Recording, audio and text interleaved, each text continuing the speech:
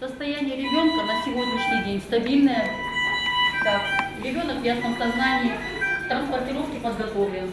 Последние рекомендации получены, и ребенка можно транспортировать. Аккуратно переложив на каталку, Мухаммада Саутиева загружают в машину медицины катастроф, которая отправится в аэропорт Грозного. Оттуда уже в Московскую детскую больницу. По поручению главы Ингушетии Министерство здравоохранения заранее договорилось, чтобы перевести ребенка в столицу страны. Нами была проведена телемедицинская консультация в больнице города Москвы, детской клинической российской больнице. И была достигнута договоренность, что они примут этого ребенка.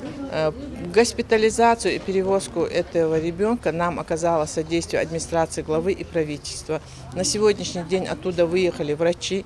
Они посмотрели состояние ребенка, он стабильно тяжелый, но они допускают, что его можно перевести в город Москву. В самолете будет установлен модуль, в этом модуле есть все необходимые эти аппараты для этого ребенка, и аппарат ИВЛ, и эти врачи-реаниматологи его будут сопровождать до города Москвы. В городе Москве их встретит медицина катастроф, подъедет скорая помощь, и он будет доставлен в детскую российскую клиническую больницу.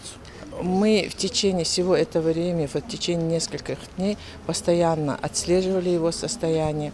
Мы провели несколько раз эту телемедицинскую консультацию, и до возвращения этого ребенка, я думаю, мы его встретим в аэропорту с выздоровлением.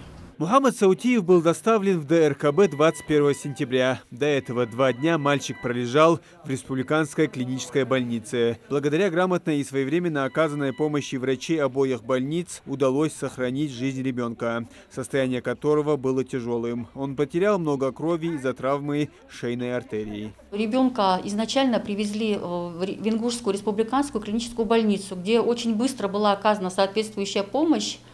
Ребенок был стабилизирован, и уже после стабилизации состояния на транспорте медицины катастроф ребенок переведен в нашу больницу. На момент поступления состояние было очень тяжелое, обусловлено большой кровопотерей. Проведена операция ушивания сосуда кровоточащего крупного, и было перелито необходимое количество крови и кровезаменителей. Вот. Кроме того, была проведена телемедицинская консультация с федеральным центром города Москвы, где были получены рекомендации и получено согласие на транспортировку ребенка в специализированный центр, что и делается обычно в таких случаях.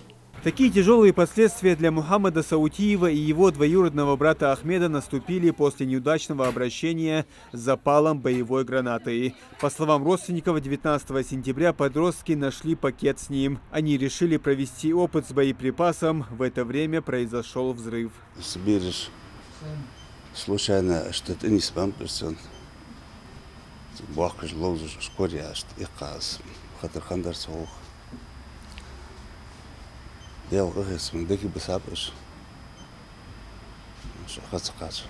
Подростки получили серьезные ранения. Ахмеда врачи не смогли спасти. Он скончался на 2-й день после поступления. А за жизнь Мухаммада медики борются уже неделю.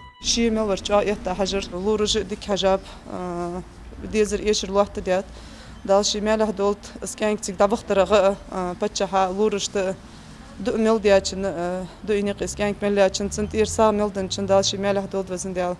факту случившегося проверку проводит прокуратура Ингушетии и региональное управление Следственного комитета республики. Муслим Ганиев, Султан Магушков, Новости 24.